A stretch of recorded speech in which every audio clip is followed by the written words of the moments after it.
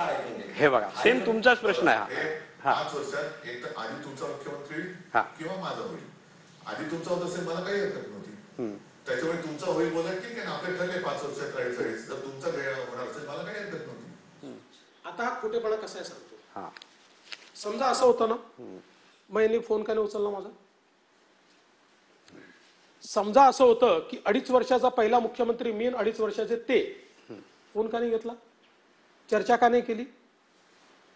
अरे 5 वर्ष तुम्ही माझ्यासोबत राहिला, तुम्ही फोनवर हे तर म्हणू शकला असतात, कमीत कमी हे म्हणू शकला असतात नाही देवेंद्रजी तुमच्यावर राहायचं नाही मला, हे तर म्हणू शकला असतात.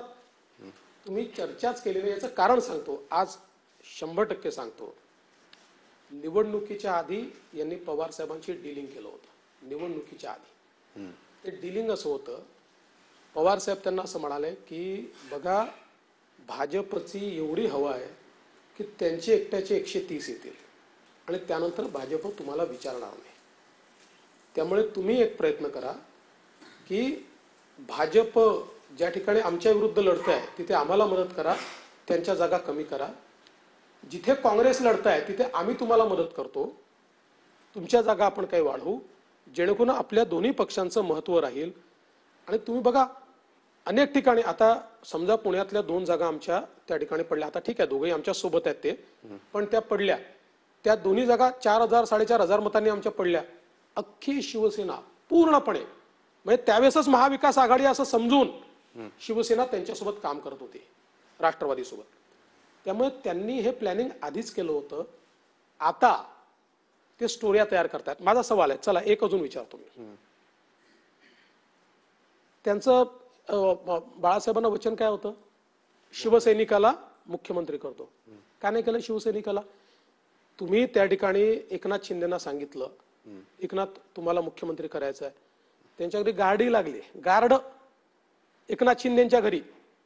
आणि त्याच्यानंतर तुम्ही स्वतः मुख्यमंत्री आलात. बघा मी तुम्हाला खरंच सांगतो, युतीचं सरकार आलं तेव्हापासनं उद्धवजींच्या मनामध्ये मुख्यमंत्री पद होतं, त्यांना बनायचं होतं. 2004 साली ज्यावेळेस अशी स्थिती होती की आता या ठिकाणी पुन्हा आमचं सरकार येऊ शकतं, नारायणराव राणे प्रचंड त्या ठिकाणी ज्याला आपण म्हणतो फॉर्ममध्ये होते आणि अख्खा महाराष्ट्र त्यांच्या पाठीशी होता.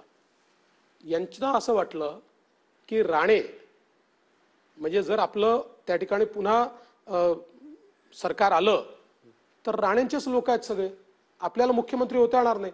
राणेंच्या जागा कापल्या, आपले लोक दिले. परिणाम काय झाला, सरकार गेलं, राणे साहेब पक्ष सोडून गेले.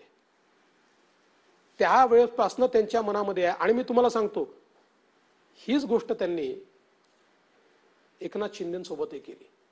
त्यांच्या ज्यावेळी लक्षात आलं की आता 2019च्या निवडणुकीमध्ये सगळे निवडून आलेले आमदार एकनाथ शिंदेचं नाव घेतात, कारण हे तर नॉट रिचेबल असतात.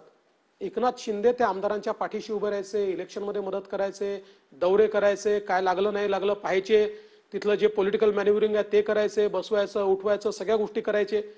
त्यामुळे साहजिक जे काही सरकार आलं हे मुख्यमंत्री आले तरी आमदार यांच्यापर्यंत पोहोचत नव्हते, ते एकनाथराव शिंदेपर्यंत पोहोचायचे.